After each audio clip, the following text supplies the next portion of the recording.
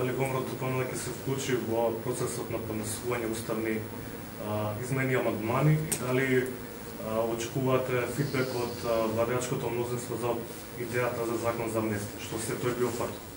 Видете, ќе пробам парцијално да ви одговорам први на првиот дел од прашањето, потоа на вториот. Во однос на првиот дел од прашањето за уставните измени, пратеничката група на ВМРО ДПМН денеска во текот на денот има координација со раководството на ВМРО ДПМН во однос на усогласување за стратегија за делување наредниот период. Така да веднаш штом се усогласи таа стратегија и штом се договори, ќе биде презентирана во медиумите. Во однос за амнестијата морам да потенцирам дека ВМРО ДПМН веќе во понеделник ќе поднесе закон за амнестија за лицата од случувањата на 27 април, сите лица нормално опфатени по скратена постапка.